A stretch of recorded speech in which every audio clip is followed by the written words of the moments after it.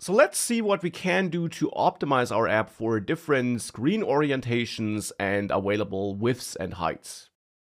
And one thing we could of course do is that we could disable this landscape mode altogether. We could simply ensure that our app never adjusts when the device is rotated, so that our app can effectively only be used in one mode, in portrait mode for example. That is something we could do, and it is something we can do in Flutter as well. And to do that in Flutter, we first of all have to import something in our main.dart file, so where this main function is. And here we have to import a package, the Flutter package. But from the Flutter package, we have to import from the services.dart file, which is a file we haven't used up to this point, but this is a file that exposes some functionality that we can, for example, use to lock the screen orientation of our app. And we can use a feature from the services.dart file in our main function before we even run the app. Here we can use the system Chrome class provided by Flutter in the end, and there set the preferred orientations by calling set preferred orientations. Now set preferred orientations then takes a list of all the device orientations we want to allow. And setting such orientations will then effectively prevent our app from adjusting to other orientations that are not specified in this list. So here in this list, we can then access the device orientation object here, or the device orientation enum to be precise, and access the different orientations. And for example, here we can set the preferred orientations to portrait up and only portrait up. Now with this code added here, you then have to chain a method after it, the then method, because set preferred orientations actually gives you a future. And I covered futures in the previous course section.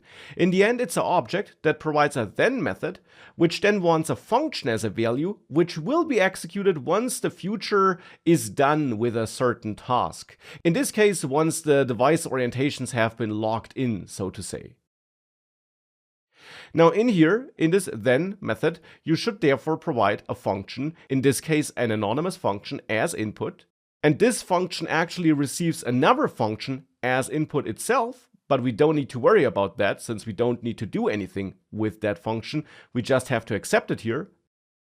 And you should then move your run app code, so this entire run app function here, into this then function. So into this function you pass to then, so that the app basically only gets started, or the UI only gets applied, once the orientation has been locked in.